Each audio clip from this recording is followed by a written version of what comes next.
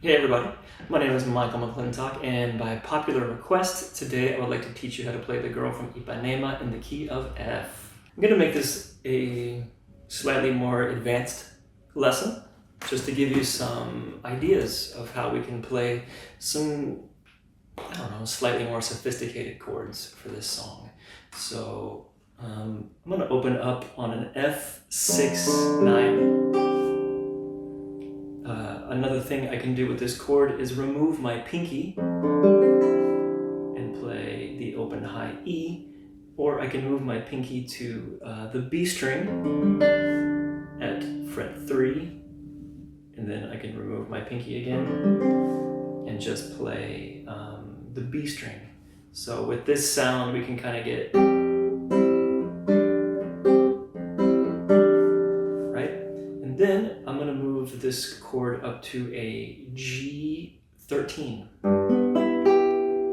Right, and with this we can kind of get some of the melody, right? If I put the high E string on top, and then if I remove my pinky, we can get these options. So this for me is all just like G dominant 7 ideas. Right? And then we're going to move to a G minor 7. And then I go down to a C7, and then I play the G flat 7 sharp 11, and then I go back to an F6-9, and then I'm going to move this up to an F sharp 6-9. Now, something a little unique to do the second time would be to play just an F major 7, but put an A in the bass. And then from here, I'm going to go to a G13 with an A flat in the bass. Then I'm going to go just to the G minor 7. And then we could go to a G flat 7, flat 13, or we could do the G flat 7 sharp 11 chord again. And then from here, I like to kind of just play something a little bit more secure. F major 7. Okay, and now for the B section, I like to just move this chord up. Right? And I don't do anything too fancy over this. I just sit here and play that for 2 measures. But now once we go to the B9, I like to do this. I'll take the B9, I'll move it up 2 frets to a C sharp 9, and then I'll move it up again. I think of this as like a B9 over D sharp, and then I'll move this up 2 frets again. So I think of this as a C sharp 9 over E sharp, right? And now this is going to take us to the F sharp minor. And a move I like to do is to play just a simple F sharp minor triad, but then I'll lower the F sharp to F natural. I'm going to do this little line cliche, as we call it, to F sharp minor over E, and then I'm going to put a D sharp in the bass. But what's cool is that's going to take us down to a D9, right? So we've got, and then I'm going to do the same move as I did over the B9 over the D9. So I'm going to do D9, E9, this D9 over F sharp, to this E9 over G sharp. And then I say, if it ain't broke, don't fix it. So that's going to take us to a G minor.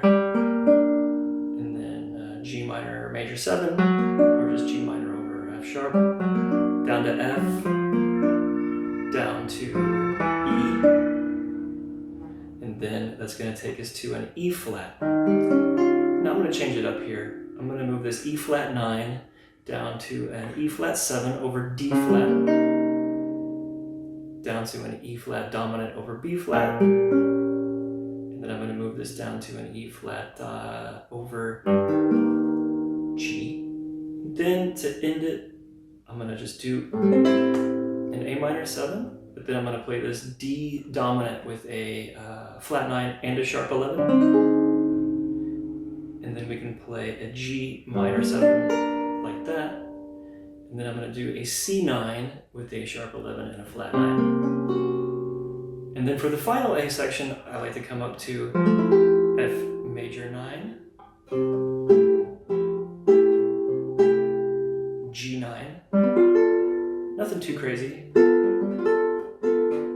Let's just make it a G minor 9, and then I like to go C13 to a G flat 9, and then down to F major 9, and then back up to G flat major 9, and then I can just kind of vamp out on those chords.